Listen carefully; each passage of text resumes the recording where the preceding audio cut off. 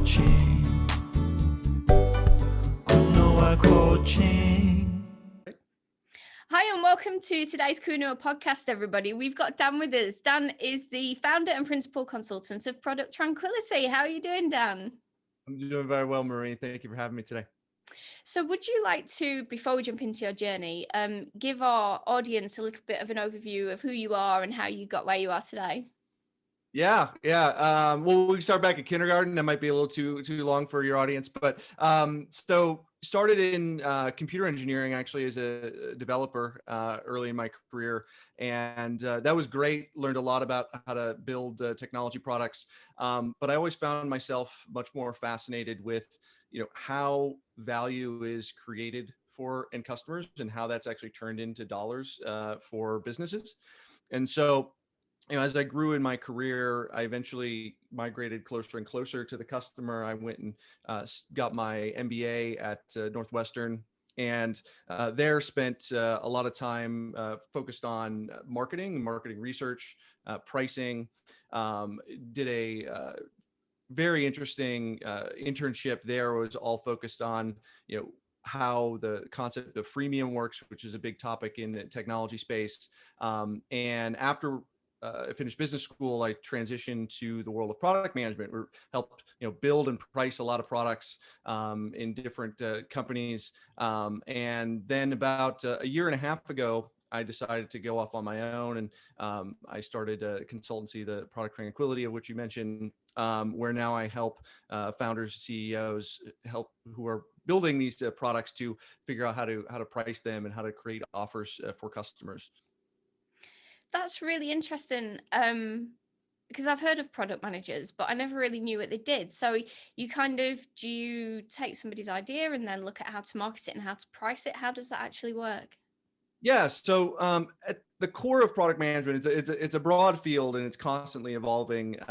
Product management was born out of the concept of it was brought to the technology space, I believe, by Microsoft originally, but came out of the concept of the brand managers at the CPG companies. So if you think about Procter and Gamble or Unilever, anyone you're buying your soap or your shampoo from, forever had the concept of the brand manager, the brand being the core asset of these consumer packaged goods companies.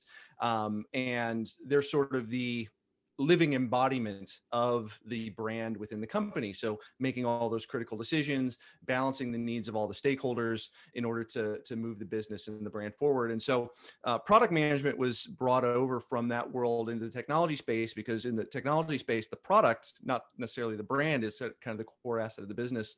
And so the product manager is the living embodiment of the product, and again, balancing all the needs of different stakeholders, and the primary one being the customer. And so, instead of focusing, purely on features, speeds, and feeds, it's really trying to get very close to the customer and understanding what is the struggle that they're having on a day-to-day basis, even without your solution. What are they going through, and how can you incrementally improve their life? And so that takes a lot of listening, and different qualitative, quantitative ways of approaching that. But fundamentally, that's what you're trying to do is, how do you improve the lives of your customers, and then balance that with all of the needs of the business and the trade-offs that were required to increase a growing business. I'm just going to sidebar a little bit at this point because there's been some questions about this on the Facebook group. So when you're looking at sales and people are very kind of anti-sales when they're doing business, they want to kind of, get clients, but it's all about the sales at the end of the day. How can you kind of implement a process where you can do sales and then people are buying from you, but you're not being salesy? Is there a technique to that? And is there any practical tips? So, I mean, this is a far-ranging conversation, but I think at the end of the day, people, it's interesting because sales has all of this negative connotation. There's a great professor at Kellogg now. He runs the Kellogg Sales Institute, and his name's Craig Wortman, and he talks about he does this exercise with his class where he puts on the screen at the beginning of the quarter of the semester the term sales, and says, hey, what's the first word that pops into your head, right? And people are like, deceitful, tricky, persistent, right?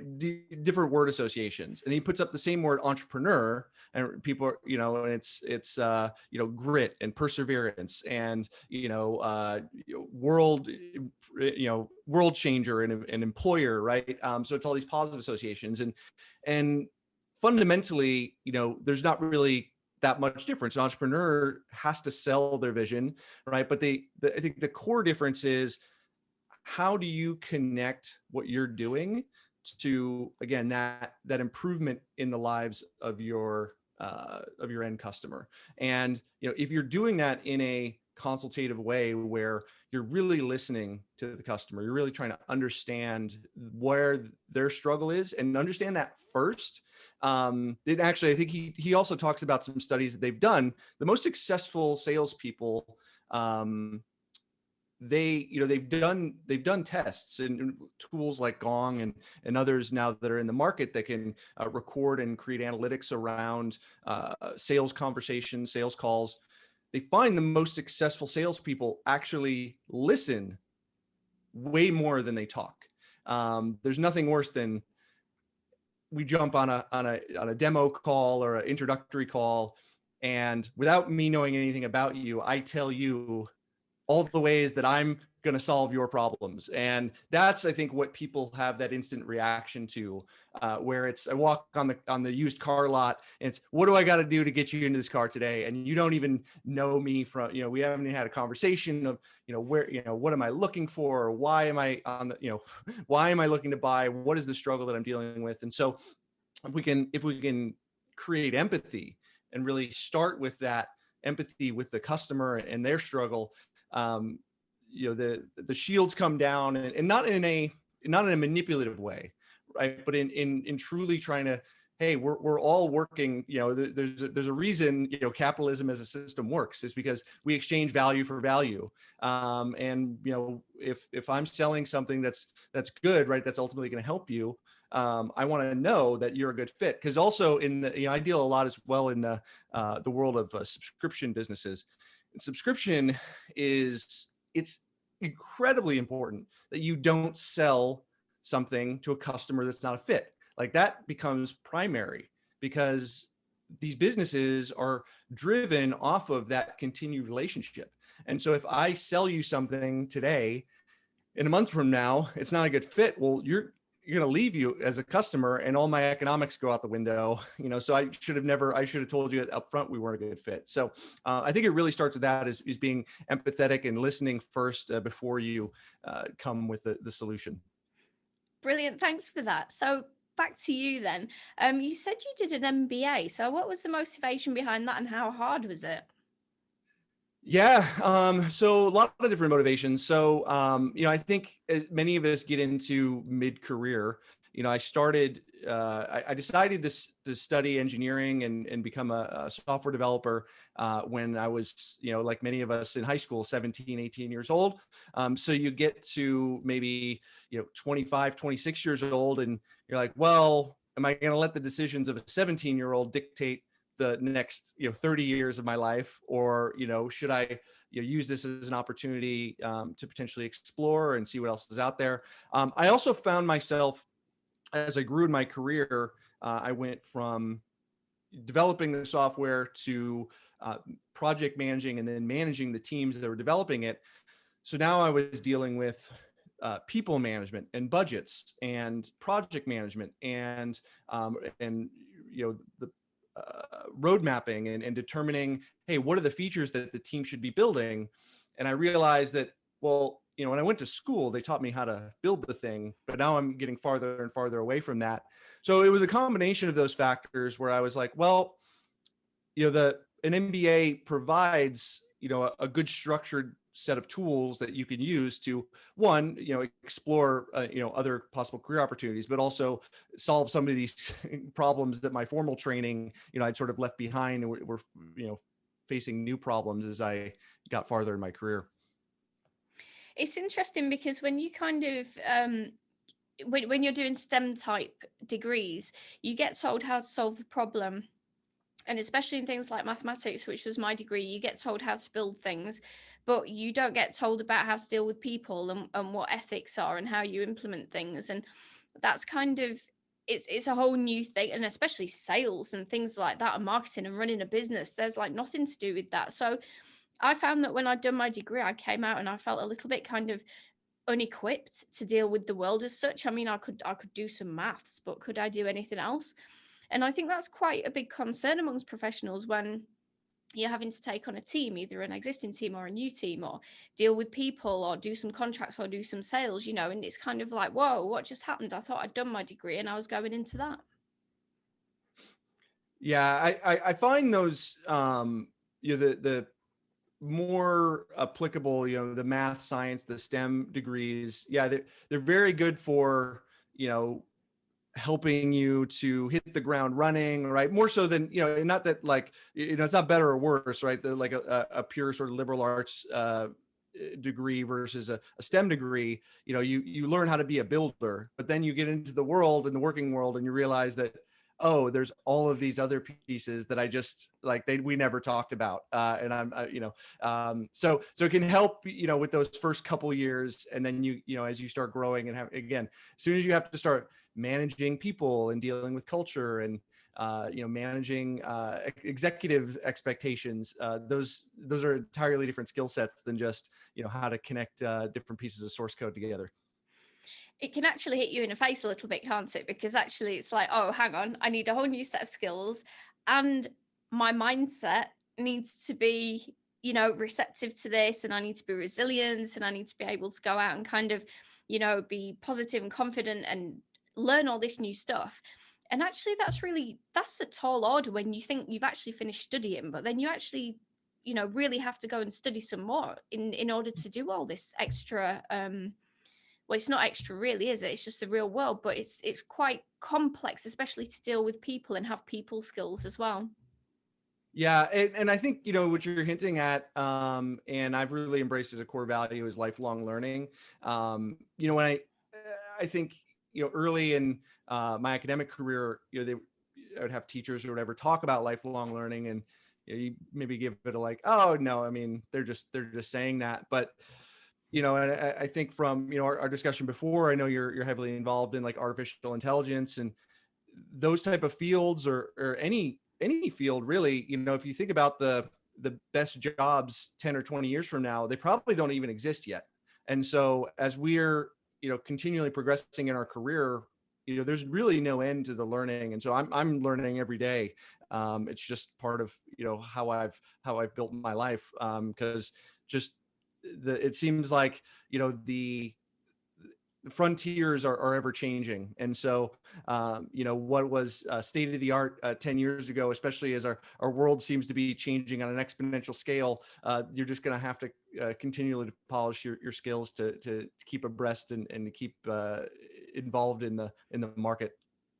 It seems in some ways a little bit more difficult because, say, 20 years ago, we didn't have the internet as it is now, and we didn't have all of the information and all of the experts and all of, the leaders and everything like this. And now you're saying, well, I need to read this book and this book and this book, and I need to watch this and go to this seminar and this webinar. And it's like, whoa, where do you stop? Yeah. I mean, curating your knowledge and what comes into your I guess your attention, right? We're in a many people depending upon what adjective you want to put it in front of it, we're in a different kinds of economy, but one I think is relevant is the attention economy, because it's your attention is the most valuable resource that you have. You don't get your time back. You can always make more money, you can never make more time. And what you pay attention to will define a lot of the quality of your life. And we were talking earlier, I've done a couple of extended meditation retreats. One thing I realized on those meditation retreats, and so to give you some context, you wake up at 4:30 in the morning, you meditate all day, you go to bed at 9 p.m. at night. That's your entire day. I realized on that meditation retreat, I have a full catalog of Hollywood movies and TV shows that I've seen.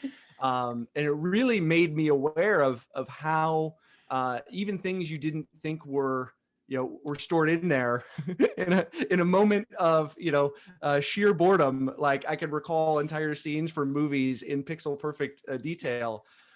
So, but that also, that matters because, it really brought attention to, oh, if this is what my, these are things that my unconscious is really, or subconscious is grappling onto, I need to be a guardian of what goes in there. And so I need to, curate, high quality content and make sure that I minimize low quality content, because, that subconscious doesn't really recognize the difference. And whether that's a negative, person or influence in your life, it's taking those things as fact, and then you're acting on them without even having any awareness. And so, understanding, who is the best in your field, who should you be following. I'm constantly listening to podcasts. I'm constantly, curating my RSS, blog feeds, and adding and removing as I find that there's depth or there's value it's incredibly important to make sure that you're very very cognizant of these influences in your life. That's so true, because if you're kind of watching TV and news and all this kind of stuff, it's really easy for things to go in and, like you say, affect your subconscious, and then it can take you on a negative spiral. And actually looking after our mental health and putting boundaries around ourselves and our mental health and our work behavior and our life is just so crucial in order to maintaining that time, work, money balance. Exactly. And one of the things that, may be a little bit controversial, but I find is important to keep at bay is the news.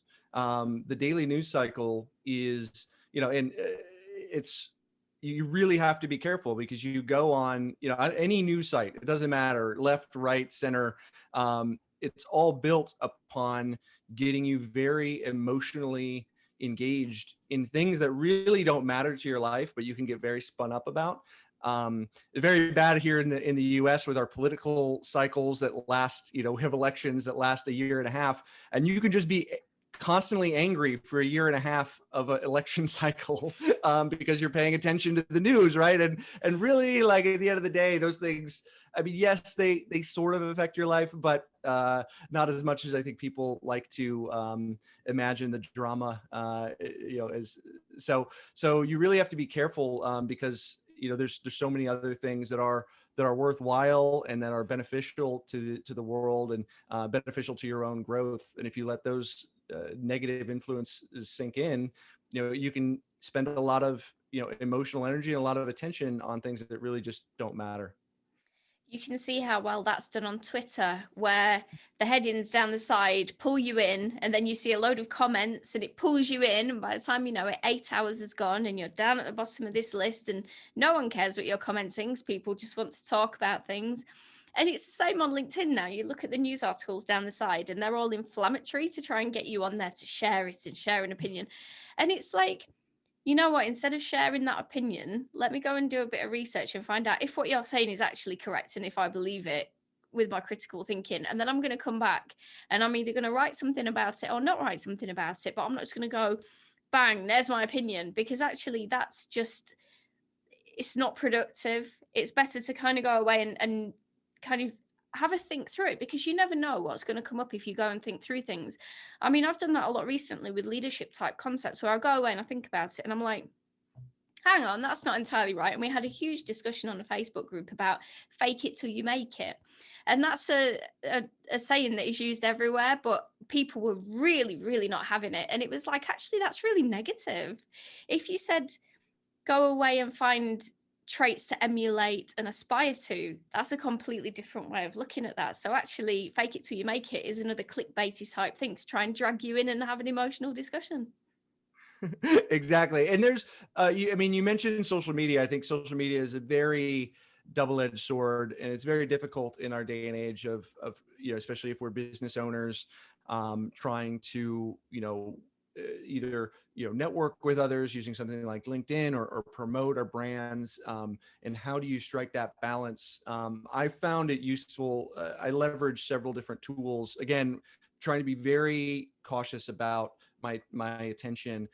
There's a gentleman named Nir Eyal. I don't know if you've ever heard of him. He's written a book, several books. The latest one is called Indistractable. And he has several tools that you can plug in, for example, into your web browser, where it will block like the LinkedIn or Facebook feeds. So if you go to those pages, if you log in, so say I need to go to LinkedIn because people message me there and I need to be responsive, or I need to message other people. But every time I open LinkedIn.com, the news feed appears, and then I'm just sucked down a 20-minute rabbit hole looking at updates that don't really, again, affect my life.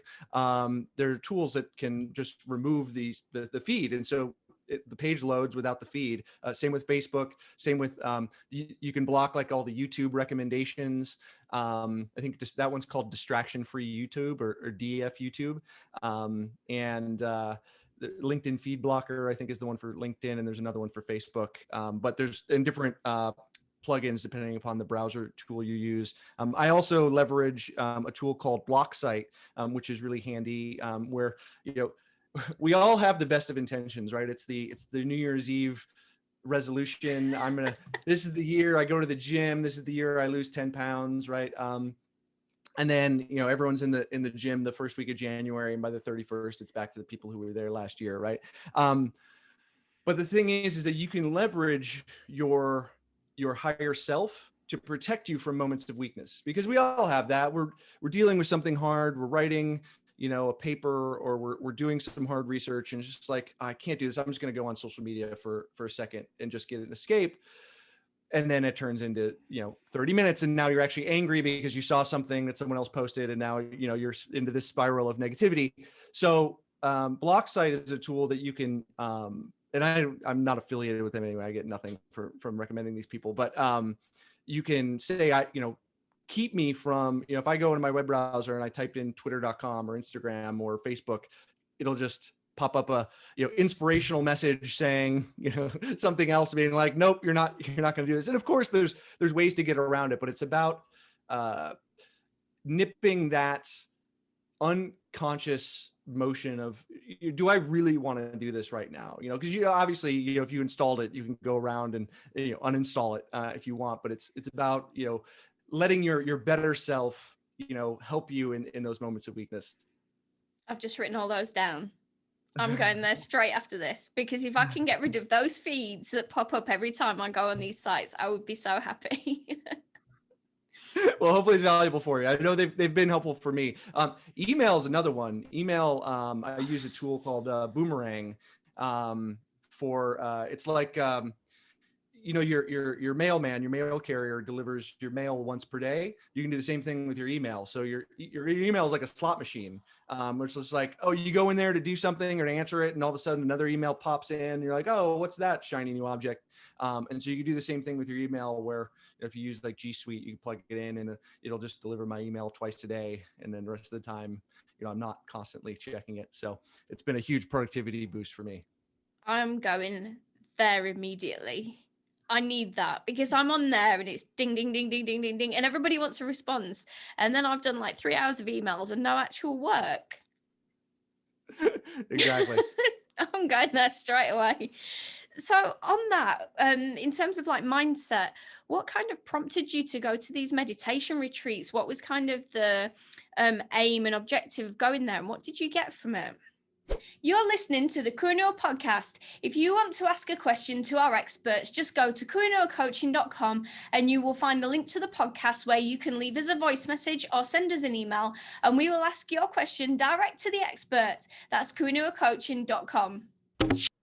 Kuinua Coaching is set up to offer mentoring, coaching and courses in leadership, negotiation and soft skills. If you're interested in finding out more about what Kuinua Coaching has to offer you, you can get in touch via Facebook, Instagram. You can type Kuinua into Google. You can email us on kuinuacoaching@gmail.com or go to our website at kuinuacoaching.com. That's kuinuacoaching.com. That's a great question. And man, we could probably fill several podcasts full of content on this. You know, I think the core of it is, there's a few things. One is, we are in many ways our own worst enemy, right? The New Year's resolution concept, right? It's you set a goal, and then something along the way that you do gets in the way, right? It prevents you, right? Like, I'm on this diet, but yet I'm raiding the fridge at 11 o'clock at night, and just, I don't, whatever. Yeah. That person who said they were on a diet, yeah. So I got really curious about what that was and why, how can we be of these multiple minds? And, is there something that's deeper, that's, that I can become aware of to, help me really live a more, mindful life, a more purposeful life. And I was, I'm been very ambitious in my career, academic studies. And, I think the other thing was, we are constantly on this treadmill of, hey, this is this goal, and when I reach this goal, then I'll be happy. And consistently, no matter how high I reached, consistently being disappointed when I got there, and just trying to figure out, like, well, what is it about the way our mind works that, catches us in this constant illusion. And so, I'd heard about these meditation retreats. I'd had a few very good friends who I respect tremendously, who had very positive experiences. And so I was like, well, now or never, I'm going to do it. And so, you don't have to be, meditation is often couched in the language of Buddhism, and yes, the Buddha, or who was only a Buddha, who wasn't an enlightened person, right? Is not supernatural. There's no religion that you have to adopt to meditate, but really became a course in how the mind is constantly tricking you, is constantly creating these illusions. And, at the end of it is what is causing us to suffer, and, giving us a path to, be at ease in the world, and be, happy is an overloaded term in our culture, but be content in whatever situation you are in life, without the need to, worry about some future state at which then you'll allow yourself to be happy. And so ultimately, it's given me a practice and given me a perspective that, I think is needed. Really, we're constantly bombarded with these external signals that tell us, you're not allowed to be happy where you're at. There's some other mountain to climb, and then you will get to be happy. But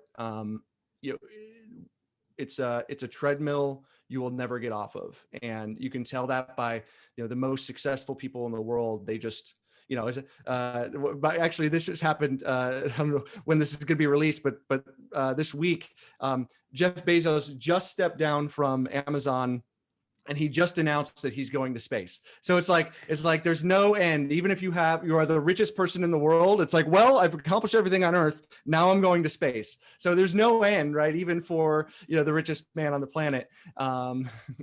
So we can learn a valuable lesson. We do not have to follow all the way to $100 billion until we are happy. Because even at 100 billion, then it's like, well, now I guess I've done everything on Earth. Now space is next. Do you know what? It's so right. And I think, I've seen a few documentaries on Netflix where people have got exactly what they've wanted, and they're not happy, because I think what happens is you get there and the reality is not what you think it's going to be, because you can dream so much better than what the reality is. And it's like when people say, oh, you do a lot of business travel. Oh, that's amazing. I want to do it. They don't understand that consists of dirty airports, dirty planes, late nights, dinner away from home, not very good food. But it must be really cool. And it's like, it's not. And then when you get your next achievement and your next achievement and your next one, all you're doing is going, Well, what's the next one? What's the next one? You don't sit there and go, oh, look at that certificate, I'm really happy with it. It's the next one, the next one. And you actually can't ever stop. Even if you had like £1 billion and the biggest house and a swimming pool, it would not be enough. It's such a weird mindset. I'll compare it to my old hamster that I used to have. The hamster would get out of the cage, then it wants to be out of the room, out of the house, out of the town, and it just never stops until it dies. And it's like, what kind of a life is that? Yeah. It's a paradox though, because you do need and this is what's interesting about life and about having goals, is that you do need to have a goal. You do need to have an aspiration. Because nihilism and apathy is not a recipe for contentment either, right? You need something to drive you to reach for, right? Because that is also how our brains are built. That defines our motivational systems, is to be striving. But the paradox is, you need to have that goal while simultaneously knowing in your deepest being that achievement of that goal is not where the contentment lies.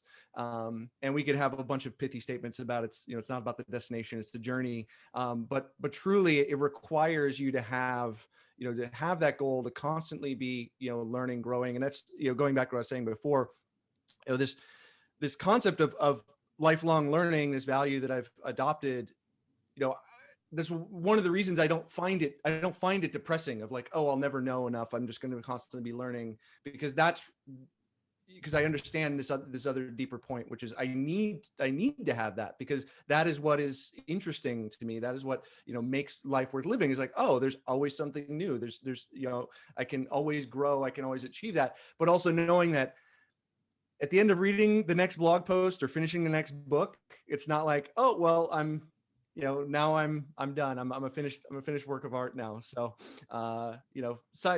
paradox. If you ever think you've finished, just consider how big the universe is and what's in it, and it's not finished. Exactly. No, I think that's really interesting. Actually, that's because we put so much kind of store on the goal and reaching the goal, and it just, I don't know, it don't feel like when you get there, you do it, and then it's like you think it's going to be a big celebration and it's going to be fantastic and you're just going to feel so good, and then you're going to move on to the next one after a rest, and it's like, it's not. It's like, that's happened. Oh, that's nice. The next one. And it's kind of like the mindset around how you set your goals and how you get to your goal and what that goal means to you. And have you got anything outside that goal? Or you just, it's a really, what do you think to that kind of way that we look at that process?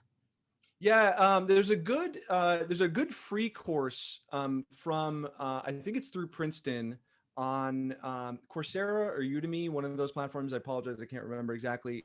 It's a game. It's by a guy named Robert Wright, Robert Wright, I think. And the course is, I think it's called Why Buddhism is Right or something. And that sounds a little inflammatory. I don't want to get into religious war. It's not religious. It basically is about how the concepts that are taught in meditation and Buddhism reflect our understanding of the current understanding of the human mind. And so one of the things that, and I'm probably going to butcher this because it's not exact. I'm not a neuroscientist. So my area of expertise is only from this course, but our brain is triggered. Dopamine, serotonin are the rulers of our lives at a chemical level. And as soon as our brain envisions a goal, we get a dopamine spike. And that dopamine spike is actually less. We get another one when we achieve it, but it's actually less. And so like, as he was explaining, is, in our neurophysiology, like this explains the disappointment because our brain tricks us with this chemical, high when we imagine the goal. And it's just like, because that's a motivating factor, because, our ancestors in the long millions of years of evolution that were content with not pursuing, a better way, like they didn't survive and reproduce. So that died out. So we're left with constantly, this mechanical system that constantly motivates us, and then, is a somewhat of a disappointing letdown as we actually achieve our goals. So, we get down to the core of it. Your brain and your biology at the end of the day does not care about your happiness. And so then, knowing that, how do you build a life around that machinery that we're dealt, that allows you to, to constantly recognize that, and to deal with the trials and tribulations that life throws at you, and remain in a state that, your mind is perpetually giving you this illusion that is not correct. That's really hard. So you're actually self-sabotaging, and your hormones are also sabotaging you, which would kind of indicate why people drop out of the gym in January. That's really harsh. Well, I mean, you can look at it as, nothing in life is good or bad, but thinking about it makes it so.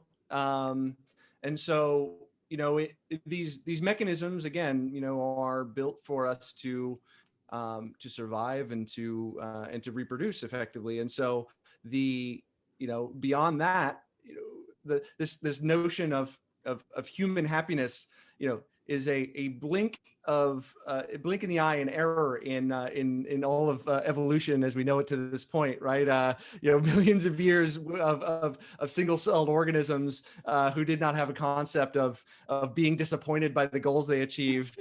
We've only recently gotten to this level of self-awareness where we've and look, all of this is to say that we are in an incredibly blessed and amazing position in all of life, right? Where, more people have been lifted out of, privation and poverty, in the last, 20 years. It's just unbelievable. Right. And so, now that we've got our survival needs taken care of, we're like, well, what is it all about? And the rest of evolution, didn't even have a chance to ask that question. So we should be really grateful that we've got those things taken care of. So that's kind of the way I look at it is, how do we sort of build our lives so that, given, the systems that we have, how can we continually, work to recognize, what's actually, meaningful and what's actually important, and continue to have gratitude for the fact that I'm not every day running around the African savannah trying to avoid eaten by a lion, and so I can worry about things like my personal happiness because I'm not worried about getting eaten by that or a Tyrannosaurus Rex. Seems so inconsequential when you say it like that. I'm not getting eaten by a dinosaur. I don't need to be happy. It's fine. Well, Dan, we've completely run over, and I could talk about this all day because this is such an interesting philosophical topic. But in the interest of kind of letting the listeners and viewers know where it is they can find you, do you want to give them, and it will be tagged underneath everyone, so you can just click and go straight through, but where will they find you, Dan? Yeah. Well, so my philosophy blended into the naming of my company. So my company is Product Tranquility, all one word. Again, no matter good or bad, we need to maintain our tranquility. So, you can find me there. I post regularly on my blog. I'm also Dan Balcauski on LinkedIn, and I post every so often on Twitter. Although, as we mentioned, I try to stay off there more often than not for my own sanity. But it was a pleasure to talk with you today, Marie. Oh, thank you so much for being a guest, Dan. It's been a pleasure. You've been watching on YouTube or listening on an audio platform to the Kuno podcast. If you like what you're hearing, then don't forget to subscribe so you don't miss any amazing content, and don't forget to leave us a review. Kuno coaching.